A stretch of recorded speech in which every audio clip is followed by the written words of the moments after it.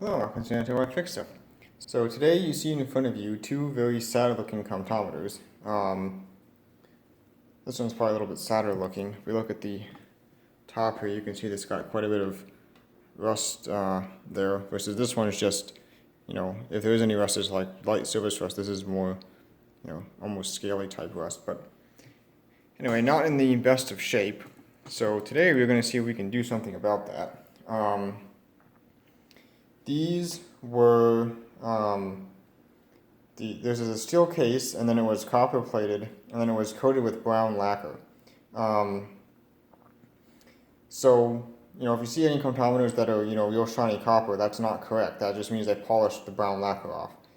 So there's not supposed to be a real coppery color, but sort of like a, coppery brownish type color. The brown lacquer takes away the real bright copper shine. I'm not going to try and get exactly what it originally was. I don't have any, comptometers that, this old anyway, that are, what I would consider to be the ideal to go off of. So what we're going to try to do here is approximate something that is close to what a comptometer of this age would look like now. So, maybe not as bright and shiny as it was when it was new, but sort of like the darker brown color that comptometers sometimes age to. Let me show you what I'm talking about. So over here, we have a comptometer model C, and you can see here's where it looks like the lacquer has worn off, and it's actually started to have the copper shine through, and then here's another shiny spot. But around this area is probably, close to what the ideal lacquer should look like. Same back here, it's like a darker brown color. This one's starting to shine a little bit, so maybe that's a little bit worn. But also you can see here on the side, this is probably close to what I would go for. It probably could be a little bit darker, because if you look at this side is aged and is much darker than the other side. So anything around this would probably be okay. Look okay anyway. So to that end, I prepared this sample out of a scrap piece of steel that I had. So this was made by, I painted the whole thing with copper colored metallic paint, and then over top of that I sprayed some brown toner lacquer in different shades. So I think this one at the top was dark walnut. This one in the middle was medium brown walnut, which is somehow darker than the dark walnut. But anyway, and the one at the bottom is some kind of mahogany. So just did this to get an idea of what it would look like. It's not a perfect match, but probably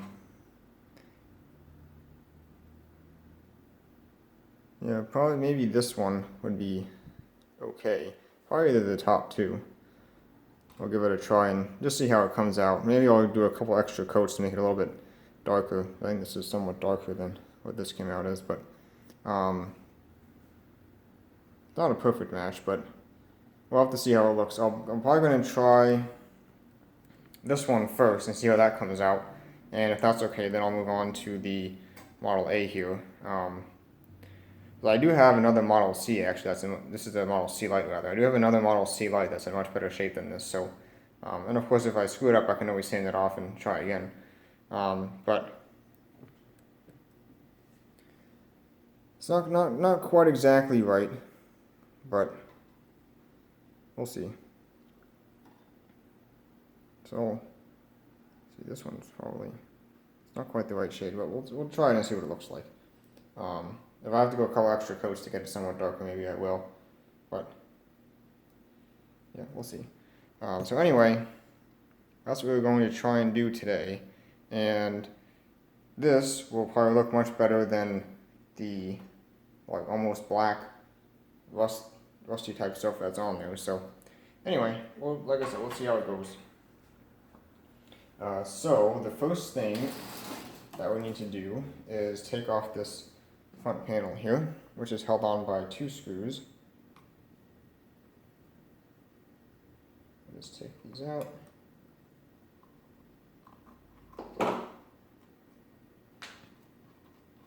and this should just lift up and slide out. And now we come to the first main issue of this, is these little decimal point things here are actually riveted on. Now before I started this video, I did actually go ahead and take this one off, just to make sure that I would be able to have a good way to do so before starting this video. So see if I can pull it off by hand, because the rivet's already loose. There we go. So that will come out. Yeah, so what I did was, you can see, here's the ends of the rivets there. This is the next one that we'll be taking out right there. That's also holding on this little spring tab which holds in the register window. So what I did first was, if I can do this on camera, I took some pliers and I kind of tried to squeeze the rivet here so that it's somewhat, back into not being so mushed over. So I'll probably have to do that off camera because it's kind of hard to do it in front of the camera. But anyway, once that's, somewhat less mushed over, then I took a socket, like a real small socket, and put it under like that, like around the head of the rivet, so that the head of the rivet's in the socket hole. And then with that there, I just took a punch and lightly tapped it and was able to get it out. I used this punch to start with, and I moved to a smaller punch to tap it all the way through. And as you can see, it came out of that hole. A little bit of scratching from where the pliers were, but otherwise came out and should be fine. And based on the first one, it looks like there should be enough meat left on the rivet to mush it back over again and rivet it back in once we're done. So hopefully that should be all that's needed. And that's really the main issue with this. Everything else, this case should come apart, and I don't think there's anything else riveted onto any other part of the case, so everything should just stand right up and be able to be painted. These decimal point things were the main concern here, and so far it looks like we should be able to overcome that. Model A is going to be more difficult because in addition to these decimal pointers being riveted on, which this one doesn't even want to move, that one moves. In addition to these being riveted on, there's also these little rivet heads here, 2 per each decimal pointer, that rivet on the, there's a piece of burlap, I guess sound insulation on the back of this. So those have to come out first, then the burlap has to come off, then we can get to the other side of the rivets for the decimal pointers. So that's going to be somewhat more annoying, but hopefully we'll be able to get that off too. Like I said, I'm going to start with this one and see how that goes first. So let me get the rest of these out, and then we can proceed with the disassembly. Alright, so as you can see, those are all out now. So there are little nubs here, but I'm going to leave those there. Those are the stops, so when you flip it up, it stops against that, but I'm not going to leave those. I'll just sand around those, as long as I can get, under, because the issue before is you wouldn't be able to paint or sand underneath those, so then you swing them down and there'd be a decimal pointer shaped bare spot there. So I also wanted to get those out, and then of course these little nubs I'll just sand around those and paint over them, and then that should be fine. So next step, we will take off the handle here. With any luck, this should just come out. Nope. Sometimes these get stuck in there, unfortunately. You just have to get in here and pop them off. Use the paper towel so I don't mark it up. It doesn't really matter, so I'm going to repaint it anyway. So with that out, flip this up on its side, and then there are 4 screws in the base. Take those out. See, there's supposed to be feet in here too. 2 of them are missing, 2 of them are just squashed completely flat. Haven't really thought of anything good to replace those with yet, so for right now we're just going to ignore those. But and I'm actually not even sure how high those feet are supposed to be, because any Comptometer that I've gotten, those are just smushed completely flat into the base. So I don't even know originally what they would have, how far they would have stuck out, sort of support they would have given. So for now, we'll just ignore those and continue with the top side cosmetic restoration. So with those out, this should lift right out of here, like so. Okay. Now, as far as the base is concerned, you can see that there are screws in the side panels. I haven't decided if we're going to try and take this apart or paint it as one unit. Might try and take it apart. We can see how that goes. Just try and take the front piece off for now and see how that's going to go. So there's 2 screws in each of these kind of side columns here, and those are kind of stuck. There goes one, maybe. So we can get those out. On my Model A, it received a hit on, I think, this corner. So this column is kind of mushed flat, so I'll have to get re-rounded somehow or other. Let's move on to that one, if we get that far. The screws are kind of sticky, but those 2 are out. So we can get 2 out of this side, if you can even see what I'm doing here, which is probably not the case.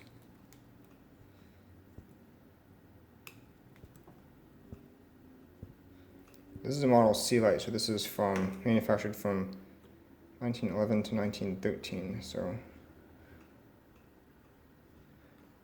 it's been together quite a long time. And the 4 screws in the front of this panel, the original intent of those is, if you notice on the Model A, it had 2 metal brackets there. Those are supposed to hold a glass cover over the Model A register. So why they maintain those on the Model C, I'm not exactly sure. They do screw into a bracket on the inside here. You can see that. So the screws come up and screw into that. But some of them don't have it, like my Model B doesn't have it. So I'm not sure, it doesn't have those screws in the front. So it's hit or miss on the B through C whether or not you get those. Now there's 3 screws in the bottom here, which are at an angle. If I can get those out. That one's turning at least.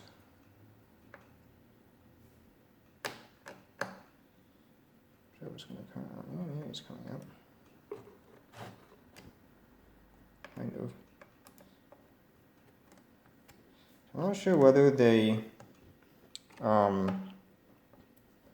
put the cork in, because all these are lined with cork. That's this stuff on the inside here. All these panels are lined with cork as like a sound dampening. So I'm not sure whether they put the cork in the panels first and then put the case together, or whether they screwed the case together and then put the cork in.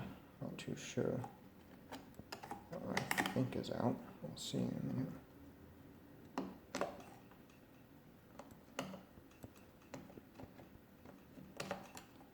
This one's going to be difficult, it looks like, for some reason.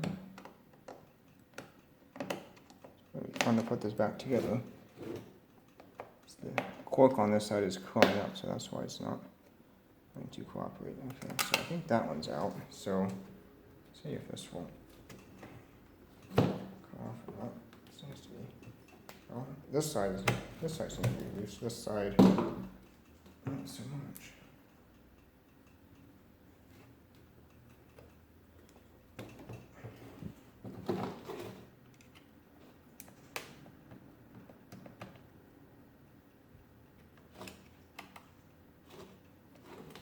Like it's stuck on the, I think it's stuck on this side panel here. So I think I'm going to do is take these screws out of the front, and that will loosen up that inside brace and see if that gives us any more room, because everything all here is all greasy.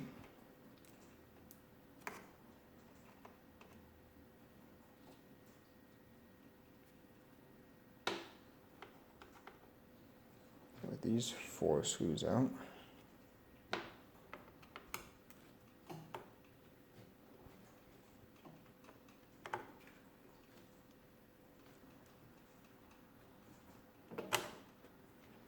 So with those out, I should be able to maybe, well, maybe not. Maybe I want to get this brace out, but doesn't really seem to be the case. So I might have to pause the video for a minute and see if I can figure out how to get this thing apart, because it's not wanting to cooperate really.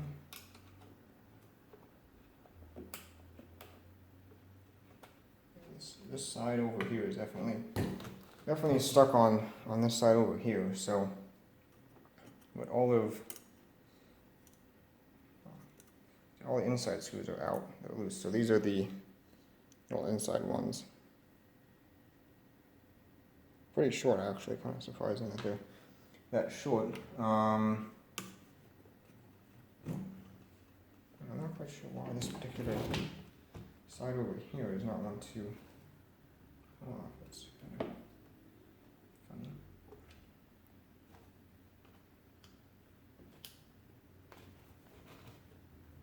I'll have to pause the video and fight with this for a while, I guess. It's moving a little bit, but definitely doesn't want to come off all the way.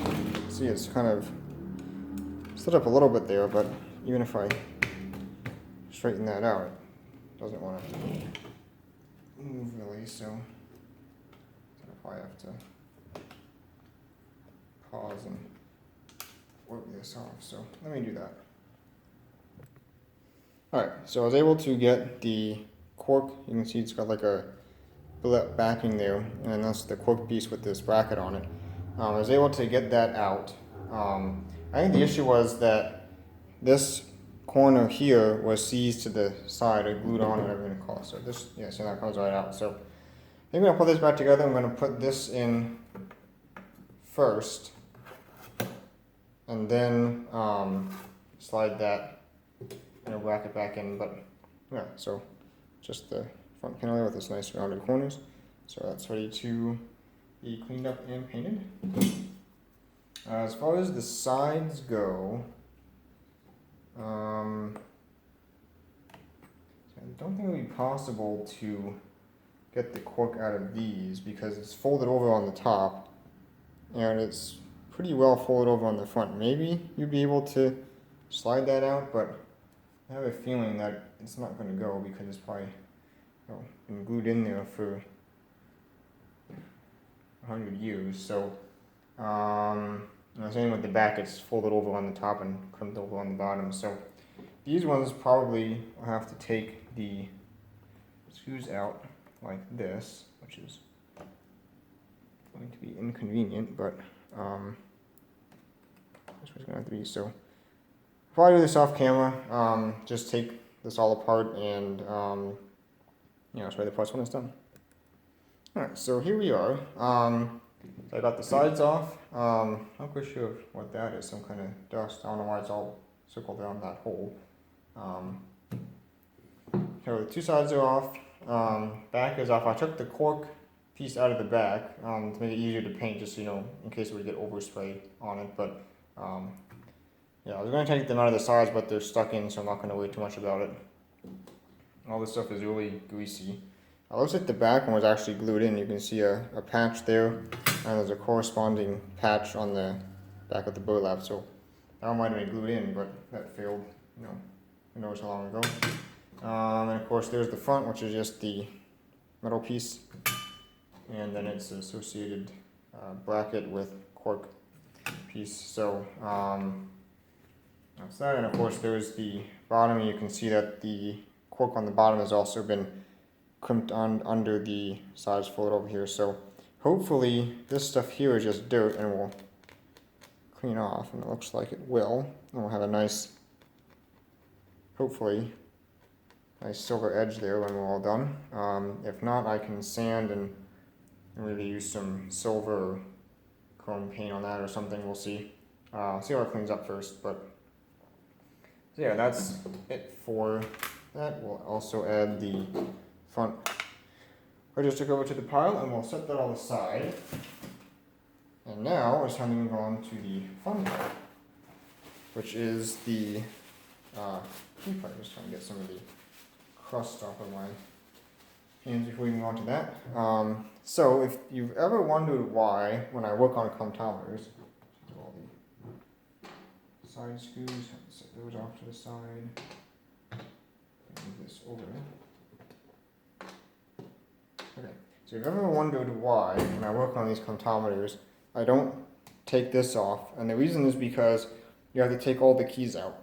On a lot of machines, not comptometer machines, like other machines like, Monroe, where you have to, where the key plate is prevented from coming off by the key caps. Usually you can pull the key caps off each key, which is so inconvenient and you risk breaking them, and then slide this off. On the comptometers you can't. These keycaps are a much tighter fit than on other machines like the Monroe. So what you have to do is, we'll just flip this right on upside down here.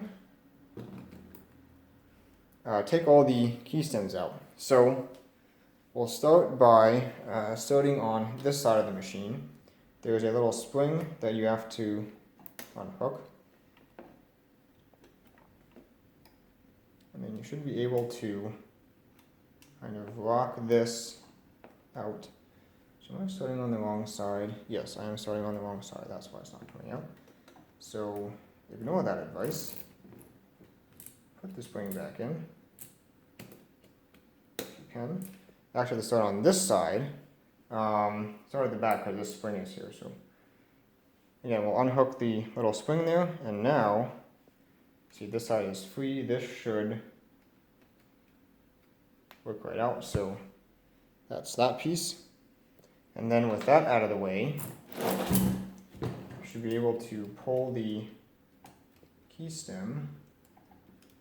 Should put this stuff on.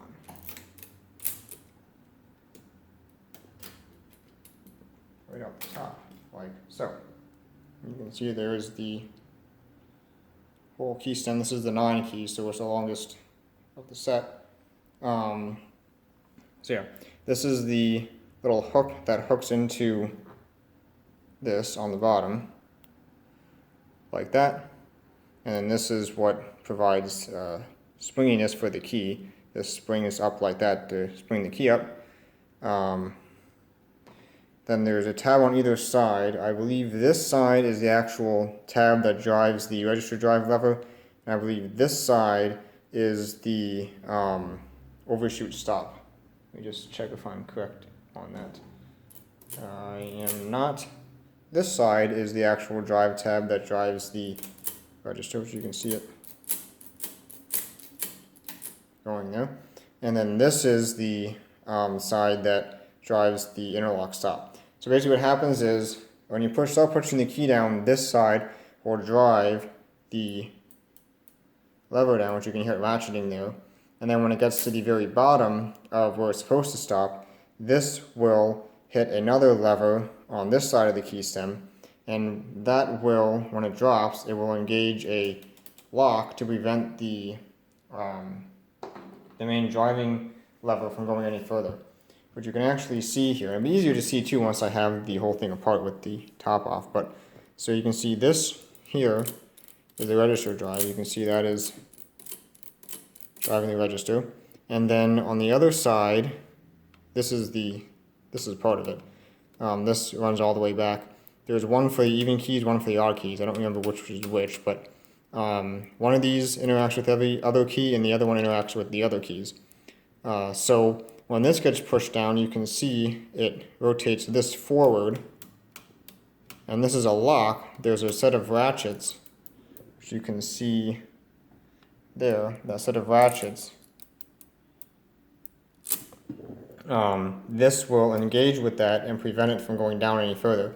And that makes sure that when you press down a key, it only enters the exact number that you set. Like, if this shaft gains some momentum, like say you pushed 8 really hard, it might actually overshoot and go to 9, but it can't because when the 8 key gets to the bottom of its stroke, it interacts that ratchet and locks it from doing that. So that's what that's for. as you can see, I believe these were nickel plated or something. You can see the bottom part, looks fine, and then there's where it slides in and out of the key plate, so that's all, rubbed shiny, and up here it's a bit rusty. So maybe we'll clean those up, maybe we won't, I don't know, we'll have to see. Anyway, so we'll set that off to the side, and then we will continue with the rest of them. I'm not going to make you watch that because it's a bit of you kind of have to fiddle with these to get them out to begin with. That's the 8-1 there, so I should line these up. I don't think it really matters for those. I think they're the same part. These pieces anyway. Obviously the key stems are different parts, and you can see how the 8 key is slightly shorter than the 9 key. So yeah, just that repeated. So it looks a little better if you push the key down. And we'll just go out like that. And you have to start on this side because of the way these overlap, which I'll show you in a minute.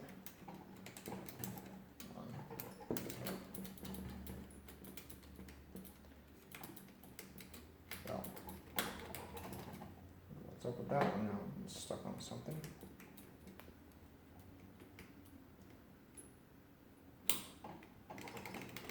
I'll have to fight with that then, I guess.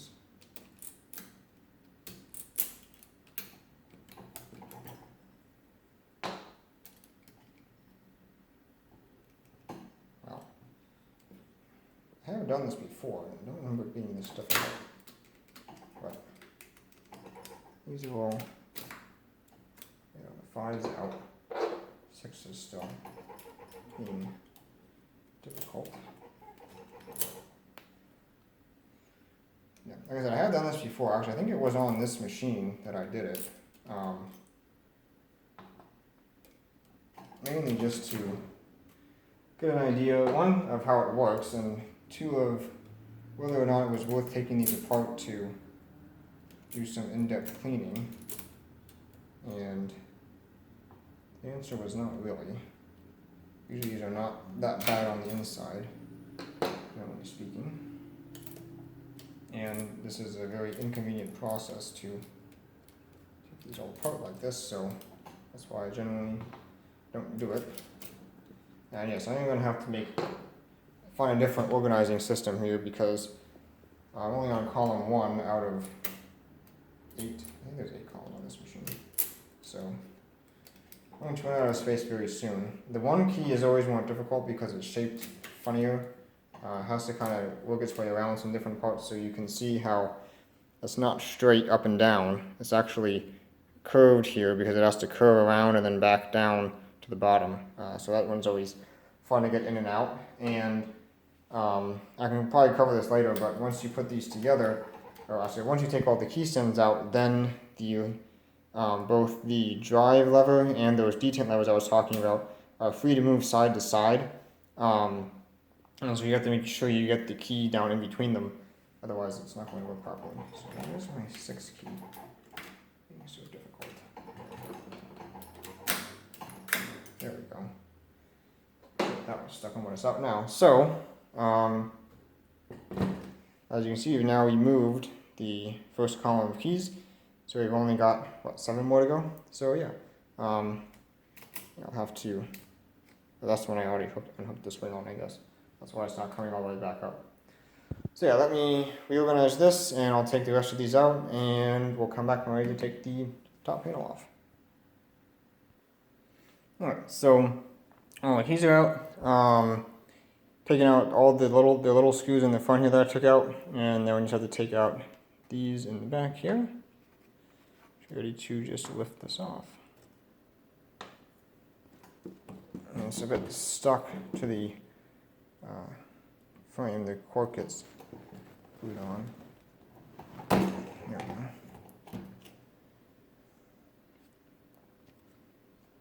So that's lined with cork on the bottom too. Those are the 2 screws for the patent plate. Looks like we're missing one of the oil tubes. I don't really think there's anything we can do about that. I didn't see it in the bottom of the case, so probably got lost a long time ago. So yeah, I don't know if I mentioned this before, but this plate here, this is not standard. I think what happened was, you can kind of see the original holes in the, yeah, especially like look at that one, it got so worn out that they had no other option but to put this plate back on to get the keyholes back into spec. Yeah, look at some of those. You can see like this shiny part here, I think is the original key plate, and then the black part is like the new key plate. So like this keyhole had like worn all the way over to there. And you see a similar thing there and there. Like that one, you can't even see the original key plate at all. Like, so yeah, that's what it looks like to me, that those keyholes just got so worn out that you can see this one here.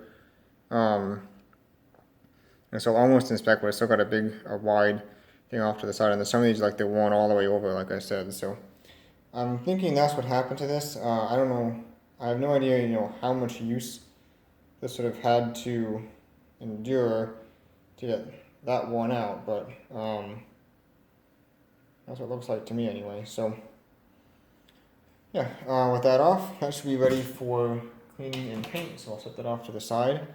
Now you can get an idea here of what's inside. So like I was mentioning, these here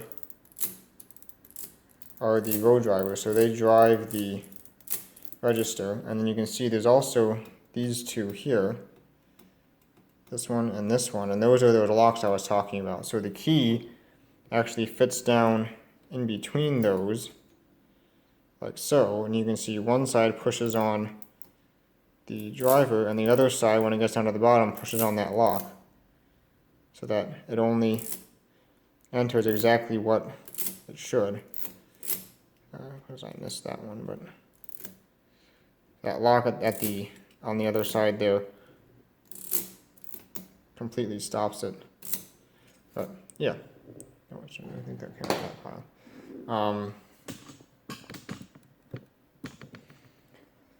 Yeah, there's not a huge amount of density back here, at least.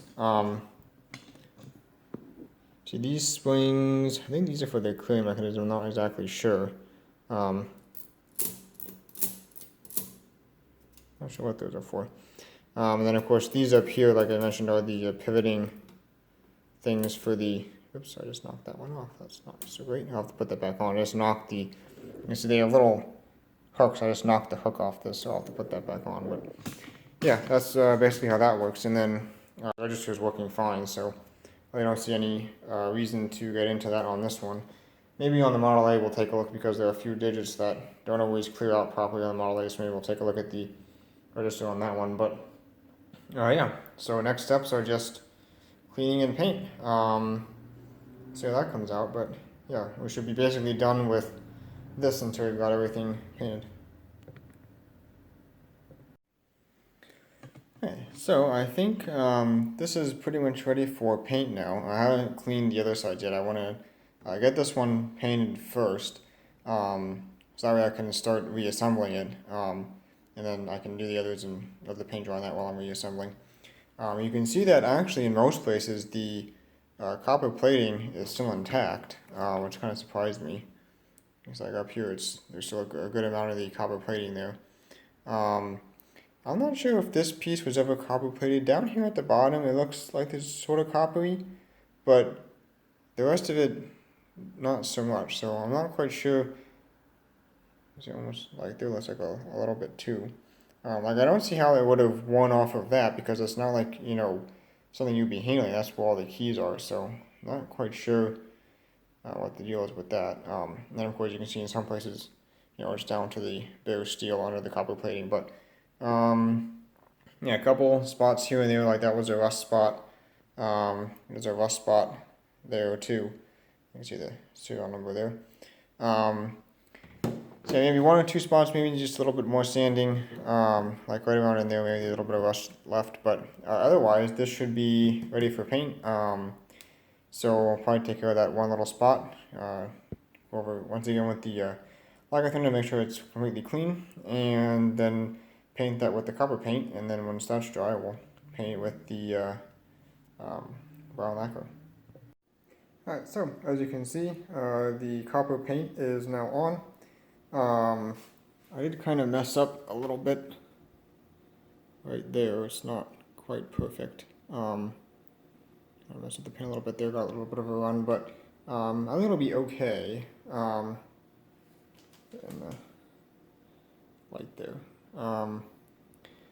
It'll be okay. Some of these places, the pitting is a little bit worse than I expected. So that might show through, and that might show through, we'll have to see. But overall, I think it'll be okay. We'll have to see how it looks once the brown lacquer is applied. But yeah, so far not terrible.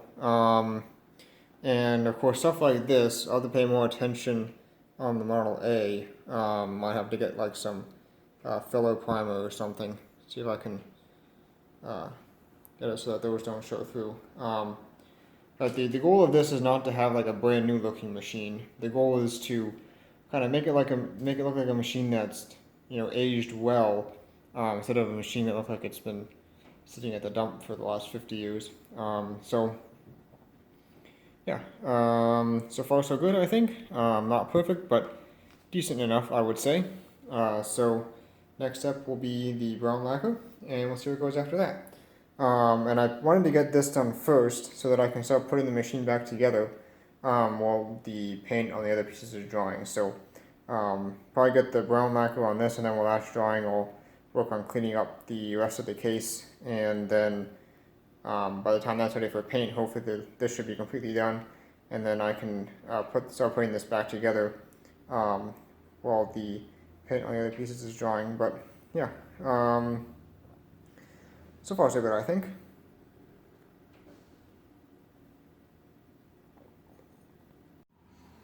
Alright, so most of the painting work here is done. I still have to do the little register cover yet. See, that hasn't even been touched yet, but the top plate and the case is all done. And it came out okay, I think.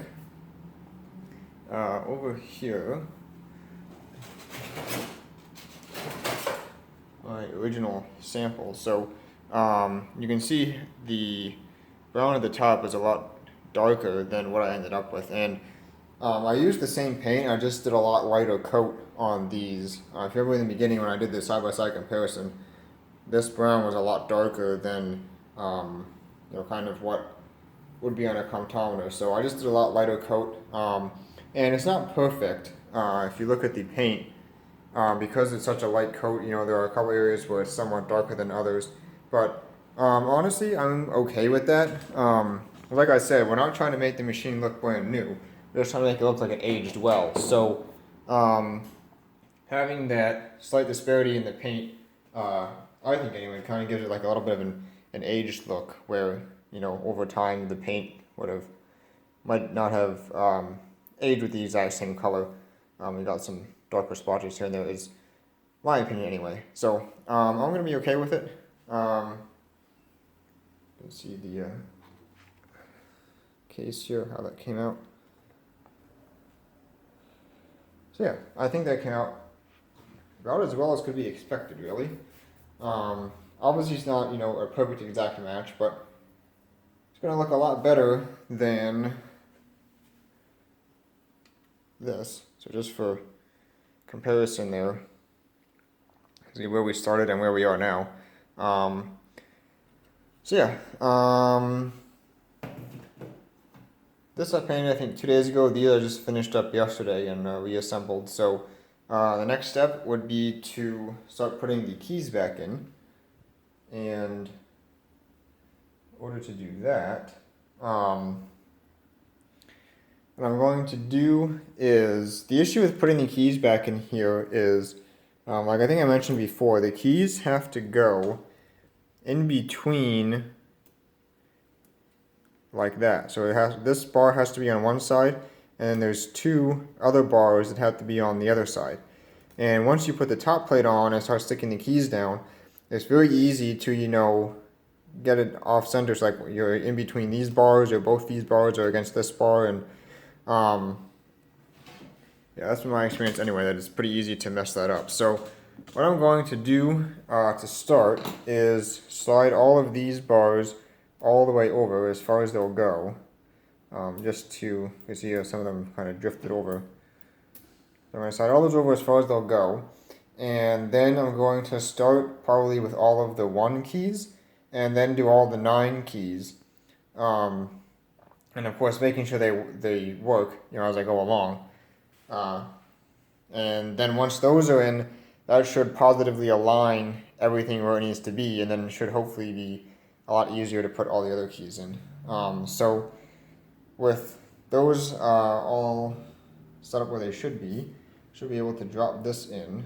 Actually, probably what I'm also going to do first is make sure all of the oil tubes are clean, because so you can see these have these long oil tubes here. So I'm going to blow all those out, make sure all those are cleaned out. There's not some kind of dirt or loose paint or anything in there. So clean all those out, and then we'll drop this on, and then start dropping the keys in. Yeah, so the 1 keys are in, and you can tell if you got everything all right, because when you push them, they'll only add 1.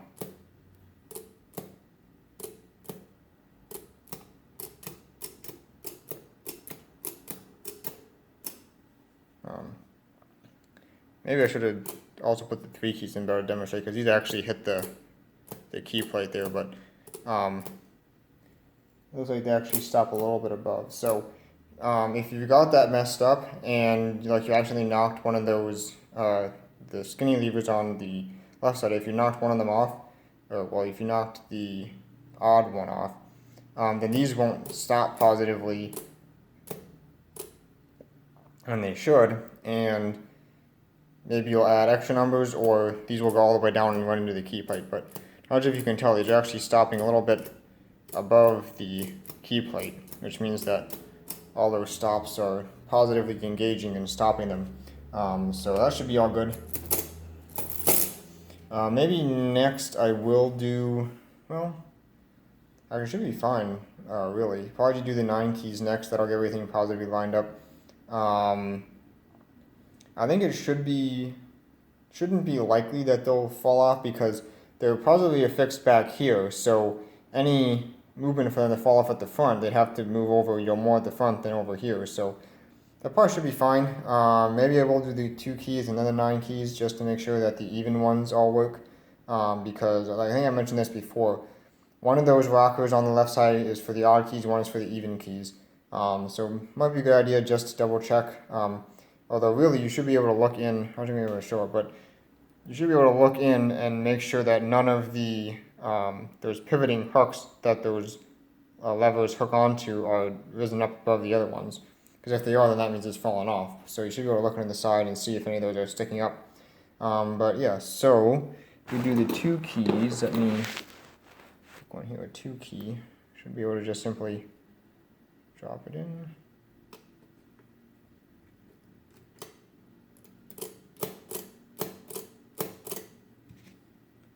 Clear that out.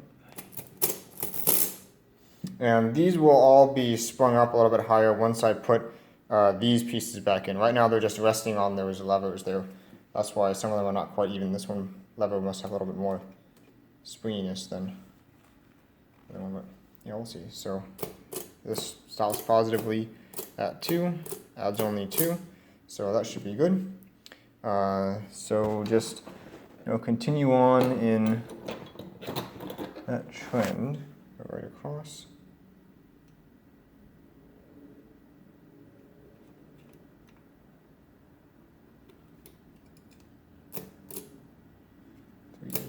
Five, 7, 9, 11. It was a 1 there initially because this column carried over, so that's why I started out at 1.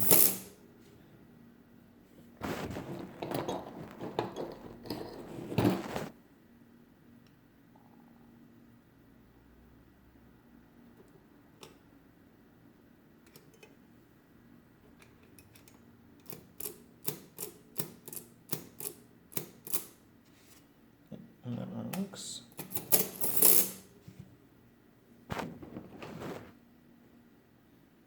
Fortunately now,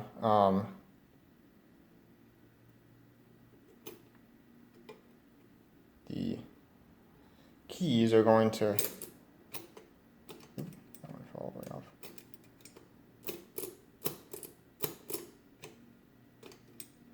It seems like it wants to line up. Let's try that again. And again, these keys can wiggle side to side because these pieces aren't on the bottom, so that is also probably one of the reasons. Basically, oh, I should have stopped. Shouldn't have stopped that early. Let's see. This should only add 2. 2, 4, 6, 8, 10. Yeah, that should be fine. So I'm going to continue with that. Once all those are in, then we can move on to putting all the rocker pieces back on the bottom. But yeah, so far so good. So it's not too bad of a job at this point. Make sure everything goes in smoothly.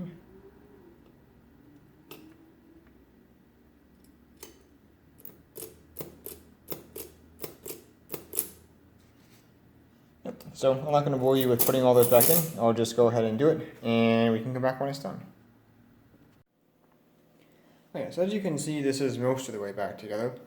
And so far, I think it's okay. Take a look at the side there. I think I matched it up decently well.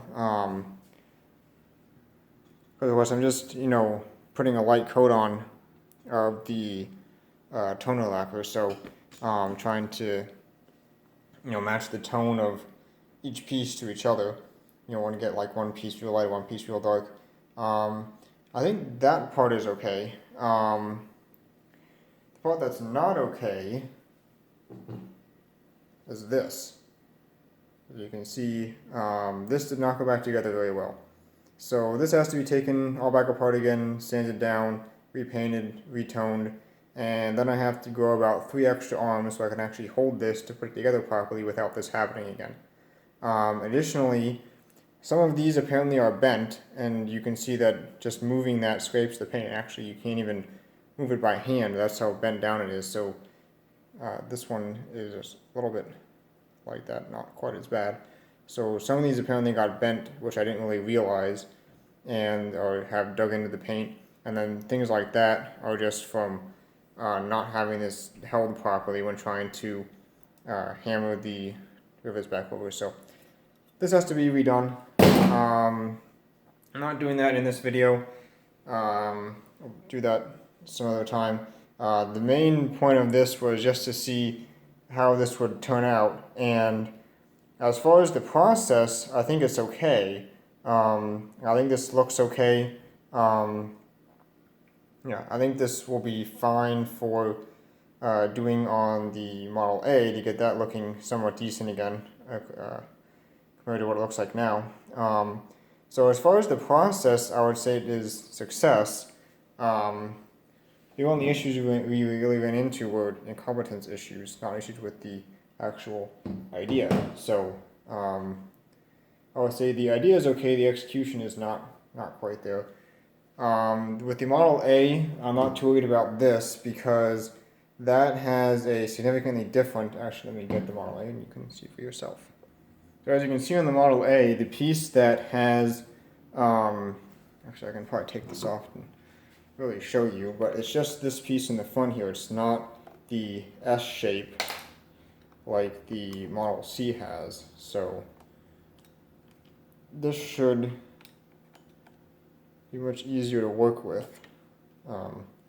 There's this thing, and the problem is you have to put it upside down and then have something sitting here to to hold the rivet while you hammer it on the backside, but this is unbalanced, so it just wants to fall this way.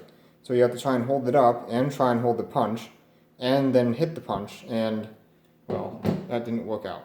So this, on the other hand, is just this little piece here. So this, if you lay it like that, you'll see it'll lay there just fine, and then you can set something there and then hit the punch. So that I'm not too worried about having that issue. The only complication here is these little nubs here are the front of these rivets. So all these will have to be, looks like they just flattened them, so they'll have to be kind of unflattened and then pushed out to get this cork layer here out. And then once that's out, then you can actually get to the rivets and pop those out, the rivets for the decimal pointers here. So, yeah. Slight complication with these, but it shouldn't suffer from the same issue of being hard to put back together again, hopefully. But yeah, so if you remember when we started out, the Model C looked somewhat similar to how the Model A still looks. So I think it's an improvement, I would say. And I think I'm satisfied with how it came out, so I think I'm going to repeat the process on the Model A, get that looking somewhat better. Again, that'll be for another video, not doing that right now, but you're also missing a key here, so I might steal a key from my Model C original, which has the same composition keys as this. But if you steal a later key, like the cellulose style here, putting in this kind of key in here is going to look way out of place. So I might steal a key from my Model C. This is a Model C Lite, which has the composition keys, but I have a Model C, which has the, the Model C Lite has the cellular keys, the Model C, B, and A have the composition keys. So I might steal a key from the Model C to replace this, just so that it has a full complement, because these composition keys are not, they're only used in a couple of models, so you don't really find, well, you don't really find spare keys at all, but you really don't find spares of these, so I'll have to steal one from that probably. So here it is compared to two other machines that are in really good shape compared to what you usually find. This is the Model J, and this is a Model B. The Model B, the lacquer is wearing kind of thin on the top. You can see how it's getting a little bit shiny. So the copper is starting to show through there. But on the sides, if we can come over here, maybe. This is, probably as close to original, really, as you're going to find. Maybe this has gotten a bit darker over time. You really can't say. And it looks like the little blemish in there. It's interesting. That was painted over. Anyway, so yeah, this is not quite the same shade as what we ended up with on the Model C, but I think I'm going to be satisfied with it. It's not too bad. Same again with the Model J. Not quite the exact same shade. We got to look at the side here somewhat. I find this a little bit darker, I guess, but it is what it is. I'm going to be satisfied with it. It's my machine, and I think it looks okay. So I'm going to do the same thing to the Model C, and we'll see, or the Model A rather, and we'll see how that comes out. That's going to be about it for this one. Just wanted to show a little experiment here, and I'm going to call the experiment a success. Like I said, the only real issues are that it's not the exact tone, and again, who's to say this didn't, age over time too? It's a little bit darker. So I think actually this is a little bit darker than the Model B, though it's kind of hard to really say. I think it is. So I don't know. Like I said, I'm going to be satisfied with it. So, I will enjoy this video, and thank you for watching.